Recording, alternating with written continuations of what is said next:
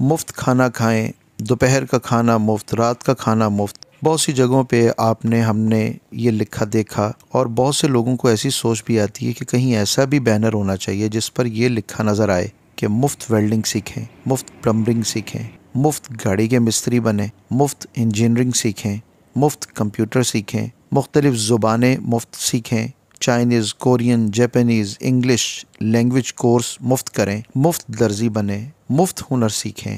معذرت کے ساتھ عرض گزار ہوں، کیا ہم خیرات کرنے والے مخیر اور صاحب ثروت لوگ حکومت کی طرح اپنی قوم کو نکما اور بھکاری نہیں بنا رہے؟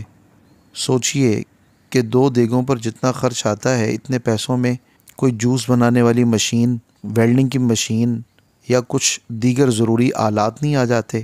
آپ تنخواہ پر ایک استاد رکھ لیں، صرف 1 ہفتے کی 10 دن کی کوئی لرننگ کلاس دے دیں، اور آخر میں صدقہ جاریہ کے طور پر 15-20 ہزار کی، 30 ہزار کی، 40 ہزار کی ایک مشین ہر سیکھنے والے کے حوالے کر دیں، تاکہ وہ آئندہ کے لیے خود کفیل ہو جائے اور تا حیات عزت کی روٹی کمانے کے قابل ہو جائے۔ یہ ایک وقت کی نہیں بلکہ ساری عمر کی روٹیاں دینے کے مترادف ہے۔ یہ نہیں کہ ہم روٹی نہیں دے رہے، ہم روٹی بھی دے رہے ہیں اسے، اور مستقبل میں اس کے تمام اہل خانہ کے لیے باعزت روٹیوں کا انتظام بھی کر رہے ہیں۔ میرے اور آپ کے ملک میں اسی چیز کی زیادہ ضرورت ہے کہ افراد کو تعلیم اور ہنر دیا جائے، لہذا ایصال ثواب کے لیے لاکھوں خرچ کرنے والے خصوصی طور پر اس حوالے سے سوچیں کہ ہم قوم کو بھکاری نہیں بلکہ ہنر مند بنائیں۔ یہ کام نبی اکرم صلی اللہ علیہ وسلم کی سنت بھی ہے۔